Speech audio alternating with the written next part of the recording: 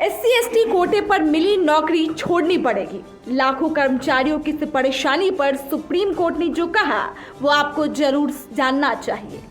SC/ST कोटे पर मिली नौकरी छोड़नी पड़ेगी। सुप्रीम कोर्ट ने कहा कि अपीलकर्ता 29 मार्च 2003 के सरकारी परिपत्र के तहत अपनी नौकरी पर बने रहने के लिए हकदार है। राज्य सरकार को संविधान के तहत प्रकाशित SC/ST की सूची में संशोधन करने का हक नहीं। सुप्रीम कोर्ट ने बुधवार को उन लाखों कर्मचारियों को राहत दी है जिनके अनुसूचित जाति अनुसूचित जनजाति कोटे के तहत मिली सरकारी नौकरी पर तलवार लटक रही है। ऐसे में सुप्रीम कोर्ट के फैसले ने उन्हें बड़ी राहत दी है। इन लोगों को SC/ST कोटे के तहत केंद्र सरकार और सार्वजनिक क्षेत्रों के बैंकों में नौकरी मिली थी, लेकिन कर्नाटक सरकार ने उन समुदायों को SC/ST कैटेगरी से बाहर कर दिया है जिनसे ये लोग ताल्लुक रखते हैं। इन कर्मचारियों को इस आधार पर नौकरी से निकाले जाने का खतरा था।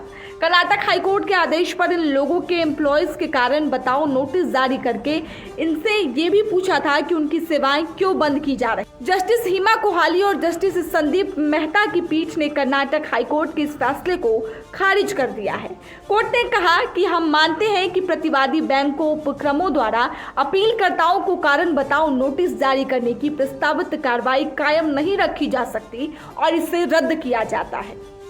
के निर्मला समेत कोटे 11 अनुसूचित जाति और कुड़बा अनुसूचित जनजाति के कर्मचारियों को उनके बैंकों की तरफ से नोटिस जारी करके जवाब देने को कहा गया था। ये लोग Canara bank, oriental insurance company limited और हिंदुस्तान एरोनॉटिक्स लिमिटेड के कर्मचारी। सार्वजनिक क्षेत्र के उपक्रमों के नियोक्ताओं ने कहा था कि इन कर्मचारियों की जातियां या जनजातियां अब अनुसूचित जातियों और अनुसूचित जनजातियों का हिस्सा नहीं है, इसलिए उन्हें उनकी नौकरियों में बने रहने की अनुमति नहीं दी जा सकती जो उन्होंने आरक्षित श्रेणियों के तहत मिली थी।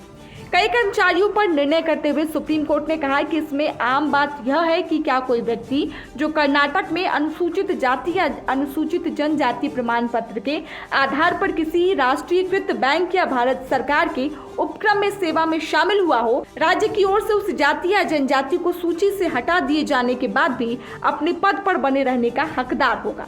बेंच ने कहा कि हम इस निष्कर्ष पर पहुंचे हैं कि अपीलकर्ता 29 मार्च 2003 के सरकारी परिपत्र के आधार पर अपनी सेवाओं की सुरक्षा के हकदार है।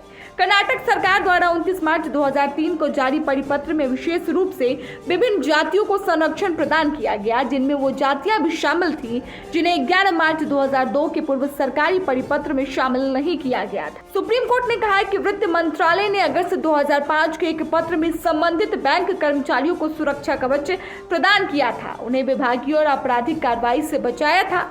आदेश में उस फैसले का हवाला देते हुए कहा गया कि राज्य सरकार को संविधान के अनुच्छेद 341 और 342 के तहत प्रकाशित अनुसूचित जातियों और जनजातियों की सूची में संशोधन या परिवर्तन करने का कोई अधिकार नहीं है। कोर्ट ने कहा कि इस बात पर कोई विवाद नहीं है कि अपीलकर्ता कर्मचारियों ने कानून की उचित प्रक्रिया का पालन करके अपने SC और ST प्रमाण पत्र प्राप्त किए थे।